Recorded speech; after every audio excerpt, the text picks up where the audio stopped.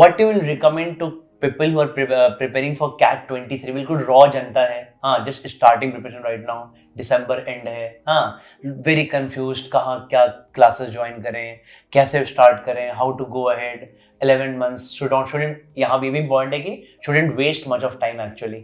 तो यहाँ आजकल तो you know that lot of wasting of time, right? Social media and all. Yes, you can waste just hours and hours. So how do you advise that raw Janata? So my advice would be कि do your own research. Spend a lot of time doing your own research, then figuring it out कि मेरे को इसके संग जाना है और I want to join this coaching, and then you have to blindly trust them and have faith in them because they are doing this for a long period of time. They know how to do. You have to be really verbal and communicate with your faculties कि मेरा ये गलत जा रहा है, मेरा वो गलत जा रहा है. You should not be like ashamed कि मेरे को बोलना चाहिए या नहीं बोलना चाहिए. Your faculties are never going to judge you. They are there for you. And you have to really follow what they are saying. And जैसे मैंने 100 mocks दिए पर मैंने ऐसा नहीं है कि एकदम blindly mocks दिया. I used to analyze my mocks also. I used to and get clarity कि मेरा क्या गलत हो रहा है, क्यों गलत हो रहा है. You have to spend a lot of time doing that also. So don't go for FOMO. Don't go for कि ये वो कर रहा है, मैं ये कर लेता हूँ. Don't have all these things in mind. Just have your own clarity, believe in yourself, work on your concepts. Because before giving mocks also you need to have the conceptual base and you have to always believe that I can do it. तो यही है बस. और ये सब जो आजकल इतना वाईटी पे चलता है 30 days में 99 परसेंटाइल ऐसा आता है क्या? वो सब तो बस क्लिक बेट्स है, मतलब जो बिकता है वो दिखता है. So we advise that कि बिल्कुल raw prepare करें. Start with the concepts. July mock का best time, what is the mock का best time and all? I mean, as soon as you have completed your syllabus, you can start giving mocks. ऐसा कोई timing नहीं है. Normally mocks start around June, July के around. हाँ, तो June, July में तो frequency of mocks is really less. It is once in 2 weeks, and फिर आप towards the end you have to give like a couple of mocks, a mock every couple of days. So one thing Mridul in LRD guy, see how do like people pick sets? यहाँ पे इस पर a lot of issues were there कि I couldn't pick the correct set. There were 4 sets of 5 questions. So how do you pick the correct set and back yourself to solve that set without having self-doubt?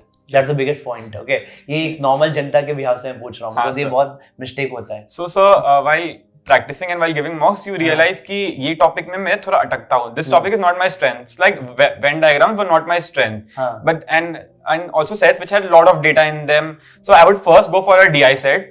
And then I would go for the side sets which were smaller in it because कुछ एकदम छोटे-छोटे sets आते थे and easily हो जाते थे या हो जाएंगे अगर थोड़ा practice किया हो तो. So first I would find the DI set, but it so happened that there were no DI sets in my set, and there was a set on number of goals which we had to distribute. Games plus selection. Yeah, it was the games and selection. So games and tournaments is also something that I was comfortable with. It was mainly Venns and a lot of जिसमें बहुत सारे theta questions होते थे, तो जिसमें गलती का chance ज़्यादा है. तो that is something that I would do end में. Or a set which had individual questions, like all the 5 questions are based on some information, but each question takes an individual amount of time. तो उसमें ज़्यादा time लगता है solve करने में. So arrangements हो या बाकी कुछ हो, तो वो पहले मैं वो करूँगा, फिर मैं इस पे आऊँगा. So my first set was the football set. उसके बाद I came to the prime factors वाला set. So how do you start with like LRD set paper start किया? How do you start with that section? Yeah. So I'll do a lot of research. तो मैंने अपना एक awareness बनाया था कि जो question paper tab है उसको अच्छे से use करना है. Question paper tab में जाके you can scroll through very fast. ऐसे next नहीं करना पड़ता है. तो उसके through मैंने फटाफट चारों sets देखे and I realized कि मेरा फर्स्ट जो सेट था फुटबॉल वाला वही इजी था, तो मैंने उसी से शुरू किया. Then the second set was when, तो and it had a lot of data, so I was like skip this. Then I went to the prime factorization set and वो भी हो गया 10-12 मिनट में. पहले मैंने गलत किया पर सेकंड टाइम में क्लिक हो गया वो. Then there was this metro set which was a lot of conditions were given and you have to find out कि journey का time कितना लग रहा है. तो I think I shouldn't have attended that set because I spent a lot of time in that. I spent close to 15 minutes on that set and मैंने एक छोटा सा point miss कर दिया कि trains were leaving every 10 minutes I think for east west and 15 minutes for north south, ऐसा कुछ था. तो वो point miss करने से I ended up spending 15 minutes on the set and still I got 4 wrong and 1 correct in that set. Okay. And फिर मेरे पास सिर्फ 4-5 मिनट बाकी थे एंड ये वैन वाला सेट आया, तो फिर मैंने वो वैन वाला सेट पहले पढ़ लिया था एंड मैंने उस टाइम क्वेश्चंस नहीं देखे थे. तो this time I right the questions and I could understand कि थोड़ा क्वेश्चंस के थ्रू उसको सॉल्व किया जा सकता है, और फिर वो बन गया मतलब. और लास्ट का एक क्वेश्चन मार्क नहीं कर पाया, वो सेट सॉल्व हो गया था.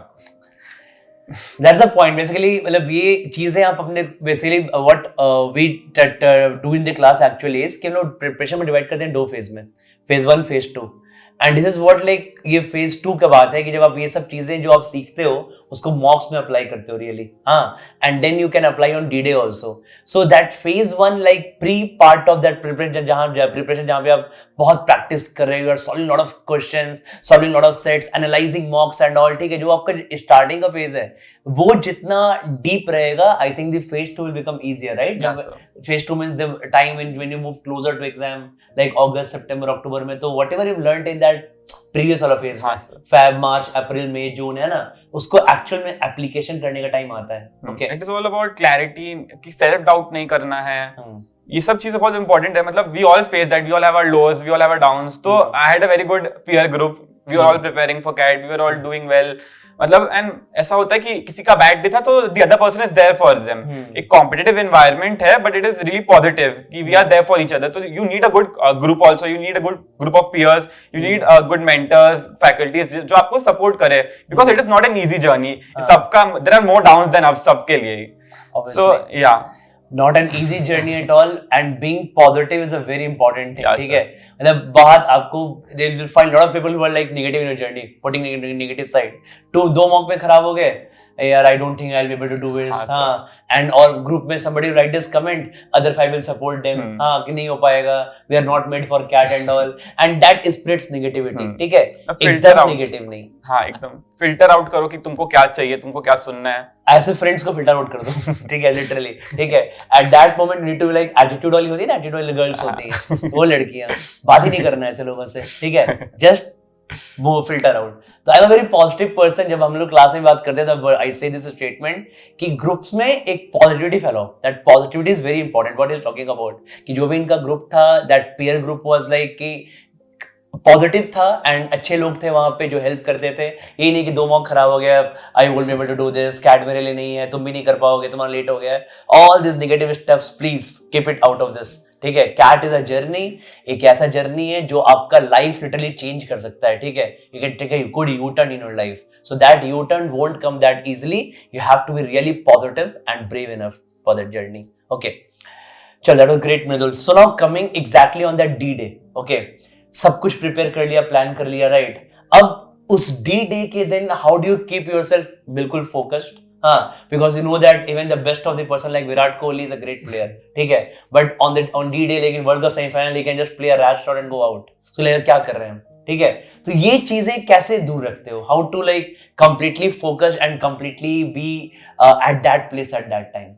So firstly तो when एडमिट कार्ड नहीं आया था, I was really hoping कि मेरे को slot 2 या slot 3 मिलता है, because मैंने सारे मॉक्स अपने डे आफ्टरनून में दिए या इवनिंग में दिए. So when the admit card came out, I actually got the morning slot. तो थोड़ा वो हो गया कि यार मॉर्निंग स्लॉट आ गया. And usually the center which usually we get is really close to my house. It is only 3-4 kilometers, but the center I got was 40 kilometers away from my house. एकदम I live in the city center, एकदम city के outskirts में था. तो initially वो सब थोड़ा problem हुआ, मतलब कि ठीक है, it took time to sink in. ठीक है, फिर सबने समझाया कि जो है यही है, अब यही करना है. तो फिर हाँ, तो then तो admit card comes out 1 month before the exam. So yeah, so then I had to change my schedule. I started getting up early and I started attempting mocks during the admit card, during the actual exam timings. And that is so वो जरूरी है कि तुम अपना admit card आ गया, now you know your position. तो उस time में mocks देने लगो, उस टाइम में analysis करने लगो. Because initially I was really sleepy. मेरे को एकदम कॉफी पी के एग्जाम देना पड़ रहा था, और 2-3 स्टार्टिंग में परफॉर्मेंस डिप भी हुए थे. फिर तो डी डे में मेरा सेंटर दूर था थोड़ा, तो जल्दी निकला घर से, सुबह सुबह गया था मैं. और हमारे सेंटर में मास्क पहन के एग्जाम देना था.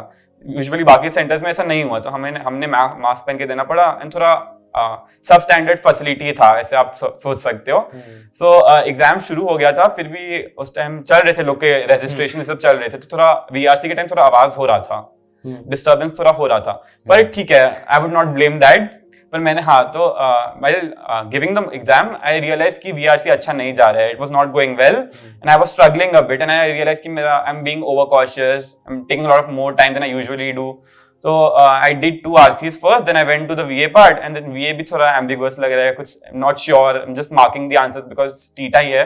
And then there was a new type of question also, paragraph completion. तो yeah, so हमारे slot में वो भी था, तो वो भी देख के थोड़ा, because मेरा accuracy odd one out में हमेशा अच्छा रहता था, मतलब 1 या 2 हमेशा सही होते थे. तो ये नया क्वेश्चन था, इसका भी थोड़ा समझने में टाइम लगा. फिर मोर और लेस मतलब फिर 38 मिनट्स हो गए थे एंड आई रियलाइज कि मेरा अच्छा नहीं गया तो बट आई वाज कॉन्फिडेंट कि हाँ मेरा कट ऑफ क्लियर हो जाएगा, मेरा अच्छा मतलब 30 के आसपास आ जाना चाहिए, ऐसा मेरा इंट्यूशन था. तो then I stopped for the last 2 minutes and I was like now I have to focus really on my strong sections which are LRD and quant की these are my strong sections. यहाँ पे मेरे को score करना है. तो last 2 minutes मैंने कुछ नहीं किया. आई वाज लाइक अभी थोड़ा डीप ब्रेथ्स लो, अपना कैपिटलाइज करना ऑन योर स्ट्रांग मोटिव्स. फिर एलआरडी आया तो एलआरडी में जैसे मैंने आपको बोला कि first went through the entire question paper format use करके then I started solving and sets बन रहे थे तो कॉन्फिडेंस आता है कि फर्स्ट सेट मेरा 5-6 मिनट्स में ही हो गया था. बट वो सेट ऐसा था कि उसमें बहुत साइकोलॉजिकल प्रॉब्लम था. बेसिकली द क्वेश्चंस जो थे उसके फर्स्ट क्वेश्चन का answer none of the above, second question का answer none of the above. तो उसी टाइम जो सेल्फ डाउट होता है कि then you have to go through the set again. वापस मैंने सेट देखा कि नहीं यही आंसर्स आ रहे हैं. फिर third question was also both of these and फिर 2 डेफिनेट आंसर्स थे. वो डेफिनेट आंसर्स वाले एंड में थे तो वो पहले देखा होता तो फिर मेरे को वापस करना नहीं पड़ता. तो वो सेट हो गया था. फिर प्राइम फैक्टराइज वाला सेट था तो फिर मैंने प्राइम फैक्टर वाला सेट शुरू किया. तो उसमें भी 10 मिनट के आसपास लगे. क्लास में प्रैक्टिस करता हूं तो वैसा मैं बहुत सारे देता हूं इसलिए नन ऑफ दीस वाला ऑप्शन. हां सर पोलिंग में ठीक है बहुत जरूरी है कि ना कॉन्फिडेंस नहीं आता, लगता है कि सही किया नन ऑफ दीस कैसे मार सकते हैं. हां और वो लगातार 2 तो नन ऑफ दीस थे तो मतलब एकदम ही उस टाइम कॉन्फिडेंस किसी का भी शैटर हो जाएगा कि क्या हो रहा है ये. और सेट भी उतना टफ नहीं था पर क्वेश्चंस वर रियली चैलेंजिंग उस हिसाब से. फिर हाँ तो फिर जो ट्रेन वाला सेट था उसमें आई मिस्ड 1 पॉइंट. उससे मेरे आंसर्स नहीं आ रहे थे. फर्स्ट क्वेश्चन का डेफिनेट आंसर आया था पर वो भी गलत, मतलब ऐसे ऑप्शन बनाए हुए थे. पर the next couple of questions में मेरे डेफिनेट आंसर नहीं आ रहे थे. तो मैं और फिर मैंने 2-3 बार भी ट्राई किया था, वो 1 पॉइंट मिस हो गया था इसीलिए. तो फिर मैंने अप्रोक्सीमेट करके आसपास वाले मार्क कर दिए. फिर लास्ट 2 टीटा थे जिसमें नंबर ऑफ ट्रेन्स निकालने थे तो वो ऐसे बहुत टाइम लग गया था तो मैंने ऐसे 2 नंबर डाल दिए उसमें थोड़ा इवेलुएट करके. फिर मतलब it was not a very smooth experience. मेरा D-Day भी मतलब turbulent ही जा रहा था. फिर 4-5 मिनट्स बाकी थे तो मैंने वो वेन डायग्राम वाला सेट उठाया और उसमें लकीली मेरे को एक लॉजिक क्लिक हुआ जिससे वो सेट सॉल्व हो गया. Okay. हाँ. So यहाँ पे just one thing is important actually. देखो what is saying that his D-Day was not that smooth. So after practicing so much, giving 100+ marks, still ऐसा हो सकता है कि that day you are not at your best. है ना. And he got VRC में 93, so that's not a very high percentile, right? But it's very important कि ना आप out नहीं हो. ठीक है, we are not playing well. It is important to stick there, not getting out. अब बहुत लोग क्या होता है कि बहुत लोग पैनिक हो जाते हैं. हाँ, जैसे आपको बोला VRC चाहिए आ रहा है, somebody like blackout, sir blackout हो गया एग्जाम में, मेरे को पसीने आने लगे. हाँ, and वो जो 93 है ना वो 80-70 पे ड्रॉप हो जाता है. The moment it drops to 80 and 70 percentile, you're out of the exam. ठीक है, दैट्स वेरी इंपॉर्टेंट. जब आप अच्छा अपने बेस्ट पे नहीं हो तो वहां पे अपने को होल्ड ऑन करो. वहां पे यहीं पे वो एक्सपीरियंसेस काम आती है, प्रिपरेशन काम आता है, मेंटर्स काम आते हैं. ठीक है, वो पॉजिटिविटी काम आती है कि have to hold at that time कि भाई आउट नहीं होना है. ठीक है, ये नहीं कि ब्लैकआउट हो जाए, पसीने आने लगे, स्वेटिंग होने लगे, I couldn't do well, I am not like VRC खराब हो गया सो अदर 2 सेशन भी खराब हो जाएगा. ऐसा होता है ना, मेंटालिटी आती है. और ये सब मॉक्स से सीखते हैं. मतलब मॉक्स में मेरा हुआ है कि मेरा VRC बहुत खराब हुआ या मेरा LRD बहुत खराब हुआ, बट आई लर्न कि मेरे को बाकी सेक्शन से अफेक्ट नहीं करना है. एकदम करेक्ट, बहुत इंपॉर्टेंट पॉइंट है. सो ऑल ऑफ यू जो लोग भी आप लोग एग्जाम दोगे आगे, जो मॉक दोगे, इसको ध्यान रखना इस पॉइंट को. The main day, the D-Day should it may not be that smooth, but out होके नहीं आना है.